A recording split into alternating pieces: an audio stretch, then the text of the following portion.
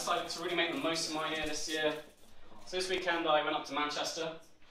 I've never actually been to Manchester before, it's the first time visiting. And coincidentally, it was also my first time that I didn't spend Valentine's Day on my own, drinking, eating ice cream, and generally being miserable.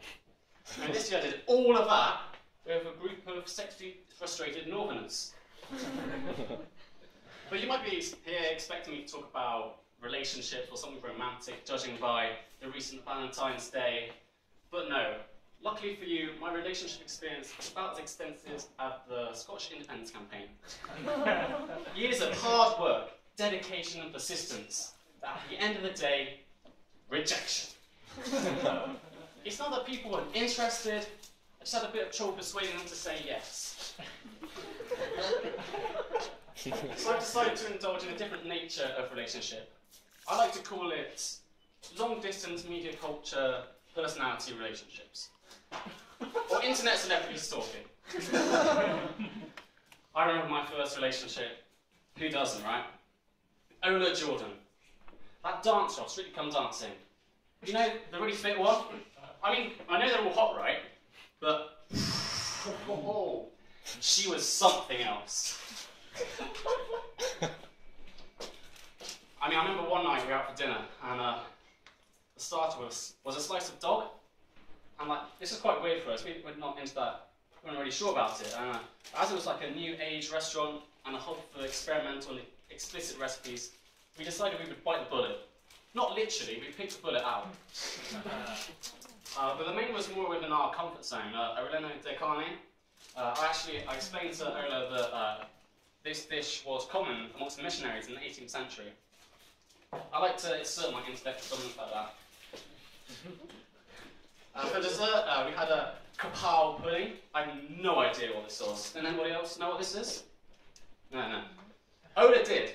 She'd actually had it before while learning to ride a cow in Texas. Actually, it's quite bad because she was riding too hard and she fell off and sprained her wrist. I can tell you, after devouring that orgasmic three-course meal, my wrist was certainly feeling the strain. She won Strictly Come Dancing in 2009 with Chris Hollins. I don't know if you know him, but he's a presenter.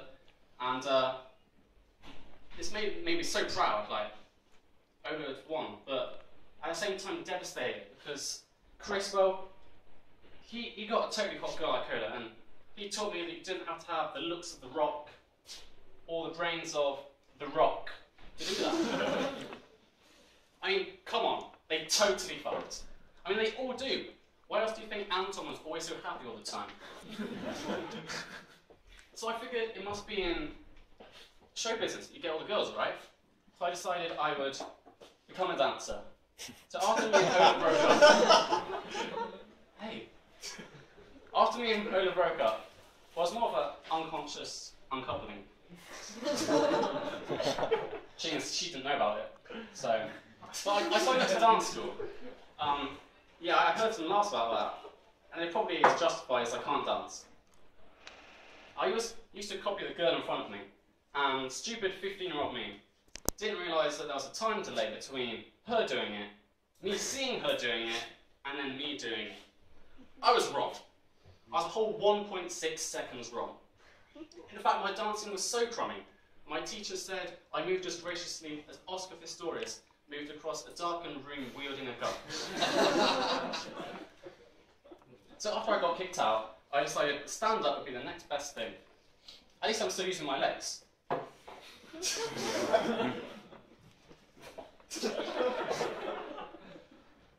But yeah, I decided then that it wasn't until last year that I had another meaningful relationship, because my efforts in finding a meaningful relationship, just like the male nipple, were completely useless. But last year I found someone, a certain football player actually, and like it wasn't a gay thing, it was a bromance, you know, like any other bromance, you know, a beautiful non-sexual union between two bros. That people would tease about who would give and who would receive. You know, like any other bros, like Johnny Depp and Tim Burton. Frodo and Sam, Bush and Blair. Except those two only did oral. Brojobs. However much this romance was on my mind, I really wanted to find me a woman. So in the spirit of Valentine's Day and romantic gestures throughout the world, I decided I would create my own romantic gestures to seduce a woman, inspired by Shakespeare's sonnets. However, I'm not sure I quite got through the message I wanted to. I'll perform it to you now. There once was a footballer called Hart. He played for England last year, with all of his footballer heart.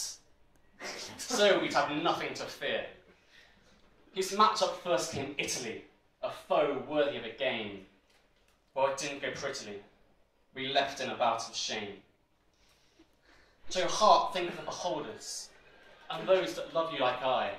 Get together your head and shoulders. You don't want to say goodbye. Up next was Suarez in Uruguay. To be fair, I was worried. A bite from him would horrify. To the TV, I hurried. I watched my face pressed against. A goal, and then another. Rooney commenced! And then the last lover crusher. It was over all too quick. Tears ran down my long worn face. You could not. It must be a trick.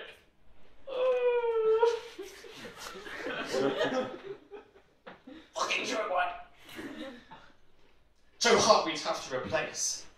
So back to Man City he ran, waved with humiliation, for I was no longer a fan of such an irritation. A hero view I mistook. Joe, I will put this bluntly. Take a leaf out of Gerard's book and fuck off out the country. Thank you guys, you've been wonderful.